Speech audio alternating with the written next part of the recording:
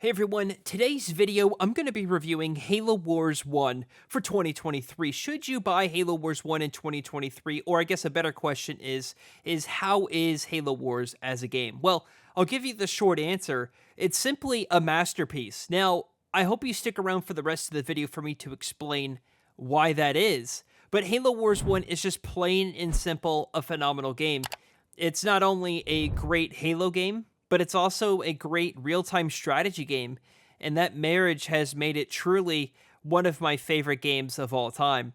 Let's start with the campaign of Halo Wars 1, because I think that's one of the most memorable pieces of this entire game, and it gives you a great primer into the universe of Halo. Now, at the time when Halo Wars 1 released, you gotta have to think with a little bit of perspective.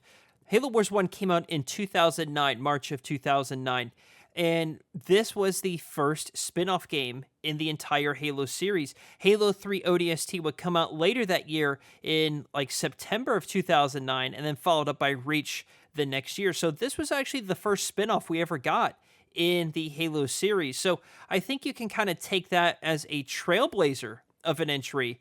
And I think it's done a great job. It's set 20 years prior to the Halo event. Actually, there's a full chapter of the development of Halo Wars and how Ensemble Studios, the original Age of Empires developers, how they tried to build this game with not a lot of support from Bungie, actually.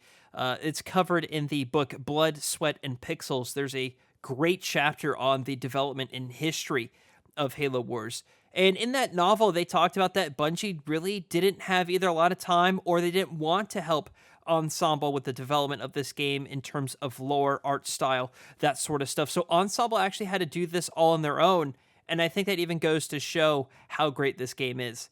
With the story overall in Halo Wars, and I'm not going to spoil anything if you haven't played it yet, but it still does a great job of making sure you know that the galaxy is at stake without involving an actual Halo ring. The Covenant is up to something, and it's up to the UNSC to kind of stop them. So I think it's great, the story overall, that they've done a great job, again, making sure that you know the galaxy is at stake, humanity could be at risk if you don't intervene. Characters are all phenomenal. I think S-tier characters. I don't want to sound like I'm absolutely praising this game, by the way. It's not perfect by any stretch of the imagination, but I think it does have a great cast of characters. I think Serena is a really funny, sarcastic AI. Cutter is a great solitude type of leader. You have the curious Professor Anders, and then Sergeant Forge, a fan favorite.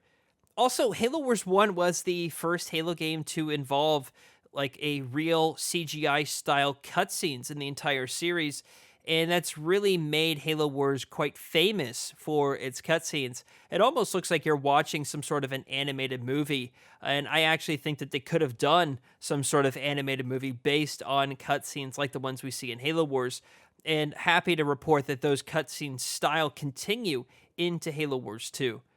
Halo Wars 1 also does a pretty good job of making sure that scale is present when you're on some of these missions. So, for example, Arcadia City, where you have to save all of the civilians, kind of gives you a sense of scale of all the civilians dying or the city being under siege from the Covenant with the size of the bases and the units. So I think it does a pretty good job of making you know that you can command a large force on the scale of a much bigger planet or ship, depending on the mission. Finally, with the campaign of Halo Wars, the art style that they picked or used in Halo Wars 1 is very Halo. It kind of makes you understand that, yes, this is a Halo game. I guess you can kind of also say that Halo Wars 2 got some criticism for its more cartoony-ish art style, but I think Halo Wars 1 truly is in the art style vein of the original trilogy. Let's move on to multiplayer. Now, this is a take, but I'm going to say it anyway. Halo Wars 1 has the best multiplayer map suite of the entire series. They have so many memorable maps with different themes. For example, the Docks, Terminal Moraine, Fort Dean, Labyrinth, Repository. They even made Blood Gulch into a 1v1 map in Halo Wars 1. The list kind of goes on, but Halo Wars 1 has just a great map suite across its entire offering of 1v1, 2v2, and 3v3 maps. I think each map has a different theme. Some maps have choke points, some maps have different sorts of color arrays that they use. For example, there are flood-based maps, a little bit more foggy and maybe have a little bit higher contrast. And then maps like Terminal Marine, you can kind of really understand that you're back on Harvest and it's really cold. Or the docks, you're on Arcadia City on the, taking influence from the Arcadia City mission in the campaign. Halo Wars 1 also, I think, has diverse leader pools that you can pick from in its offering. You have kind of the Brute Chieftain that can be more or less a tank, the Agile Arbiter, and then the Flying Chair for the Covenant. Meanwhile, for UNSC, there's different focuses. Cutter focuses on infantry, Anders focuses on air, and Forge focuses on vehicles. I do think now that we're in the rearview mirror of Halo Wars 2 and it having 16 leaders that, yes, Halo Wars 1 could have used more leaders as maybe DLC, but I think the leader pool that we have right now is pretty great. With the multiplayer offering, it was pretty bare bones, but I don't think that's necessarily a negative.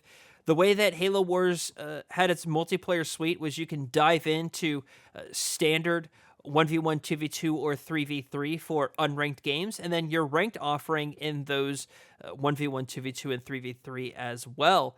And then your rank would actually go up based on the points that you get in matches, and those points are determined by how many units you killed, how effective you were as a military leader, and your overall outcome. So, yes, you can rank up in Halo Wars 1 if your overall rank by just simply playing the game, but you rank up much faster if you're more effective and you win more, whereas the true rank skill from the other Halo games makes its way into Halo Wars for your ranked matches. Finally, some small things that I just really appreciated with Halo Wars is the UI is very similar to Halo 3. I still think it's cool to this day that the reveal trailer of the game plays in the background of the main menu system. There's a timeline of events if you want to understand more of the lore, a detailed service record, and something that's inexplicably vanished from modern gaming times, a player count. It's not present in the remaster, but at the time on Xbox 360, you could actually see how many people were playing Halo Wars in real time. So that's a great pivot over to today. How is Halo Wars today in 2023? Well, it's remastered in Halo Wars Definitive Edition, and it's pretty great. It scales all the way up to 4K resolution, and it runs at mostly 60 frames per second, depending on what machine you're playing this on. It is on Xbox One and PC and Steam, and I do think the best place to play this is actually Steam due to mod support. Both the Windows and Steam versions are moddable, and the modding community has really carried new life into Halo Wars. I have a whole playlist on the channel dedicated to modding videos that I've covered over the years, and the stuff that people have made is simply incredible, from adding new factions like the Prometheans, or you can finally play as the Flood, to backporting leaders from Halo Wars 2 into Halo Wars 1. For example, Yap Yap makes his way into Halo Wars 1.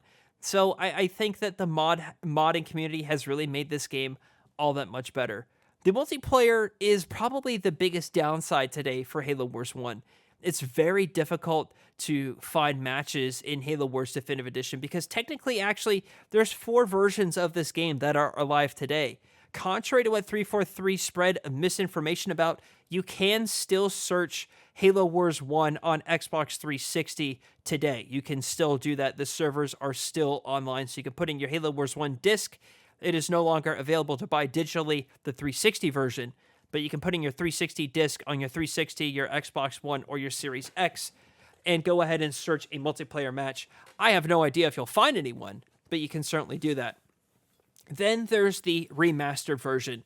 So the Definitive Edition does not offer crossplay. So if you have the Xbox version and a friend has the Windows 10, the Windows Store version, and let's say I have the Steam version, none of us will be able to play against one another. So you need to have the game on the same storefront as the opponents that you'll be searching out for. That's why I think Steam is probably the best place to play and search, because I think more people play on Steam for Halo Wars, but I honestly don't know because there's no longer a player count. So the multiplayer offering is more of custom game lobbies than dedicated matchmaking. And that's something I think that's missed out on this remaster, and I think that's really where the team that remastered this game really missed. But if you love the campaign experience, you have a group of friends that are willing to wait for an online match in multiplayer, and you want mod support, then you should totally pick up Halo Wars on Steam. If you just want to play the single player campaign, then of course it's on Game Pass and you can pick it up. It goes as cheap as $5, by the way, Halo Wars. So I think it is a nonetheless requirement for you to try this out if you love RTS and Halo. It's a phenomenal entry. It's not the perfect game in the world, but it is my favorite game. I'd love to know your thoughts in the comments down below. Is Halo Wars one of your favorite games of all time? And if so, why is that? I think Halo Wars has everything to make it Halo, and it truly shines as a great game. Well, that's going to do it for me. If this is your first time on the channel, well, here at Team Respawn, we love to cover RTS games, mainly Halo Wars and Age of Empires. So if you love that, please be sure to check out the channel. And we're supported by our amazing backers over at our Patreon page. So if you want early access to videos and a bunch of other perks, like maybe a postcard in the mail, be sure to check out our Patreon page. All right, that's going to do it for me. Thank you all so much for watching, everybody. And I'll see you, James.